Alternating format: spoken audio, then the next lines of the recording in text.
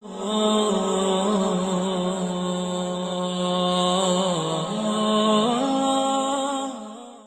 سے گزارش ہے کہ حدیثوں کو مکمل سنیے گا، کیونکہ یہ نیک کام آپ کے ساتھ آپ کی قبر میں جائے گا۔ ہم 2 یا 3 گھنٹے کی مووی دیکھ سکتے ہیں، کیا ہم صرف 10 منٹ اپنے اللہ اور نبی صلی اللہ علیہ وسلم کو نہیں دے سکتے؟ ہدایت القاری شرح صحیح البخاری جلد نمبر 1 حدیث نمبر 159۔ اعوذ باللہ من الشیطان الرجیم، بسم اللہ الرحمن الرحیم۔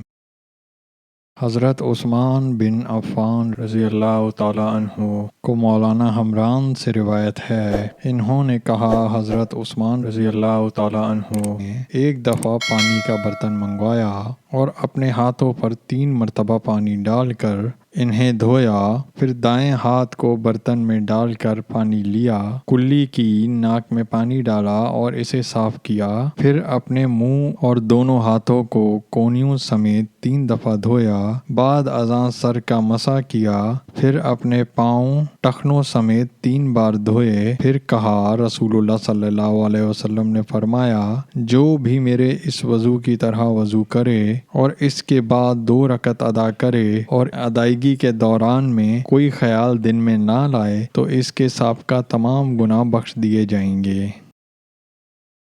ہدایت القاری شرح صحیح البخاری جلد نمبر 1 حدیث نمبر 160۔ اعوذ باللہ من الشیطان الرجیم، بسم اللہ الرحمن الرحیم۔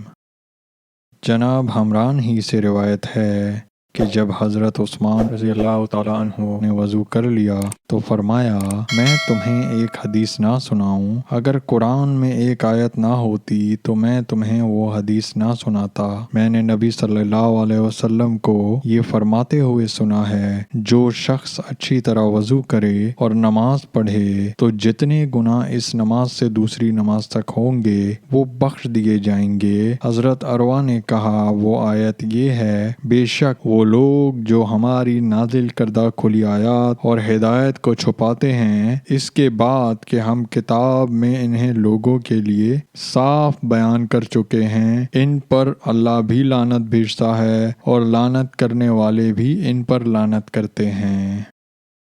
آئیے سب مل کر آپ صلی اللہ علیہ وسلم پر درود و سلام بھیجتے ہیں۔ اعوذ باللہ من الشیطان الرجیم، بسم اللہ الرحمن الرحیم۔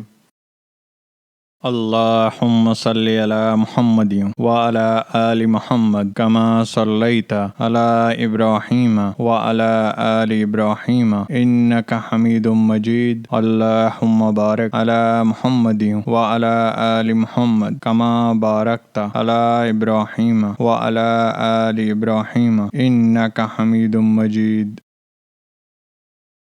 آئیے سب مل کر اللہ کی تعریف کرتے ہیں۔ سبحان اللہ والحمد للہ ولا الہ الا اللہ واللہ اکبر۔ آئیے اللہ سے مغفرت، رحم اور رزق مانگتے ہیں۔ اللہم اغفر لی، اللہم ارحمنی، اللہم ارزقنی۔ جب آپ کہتے ہیں اللہم اغفر لی، اللہ تعالیٰ فرماتے ہیں، میں نے تمہاری مغفرت کی۔ جب آپ کہتے ہیں اللہم ارحمنی تو اللہ تعالیٰ فرماتے ہیں، میں نے تم پر رحم کیا۔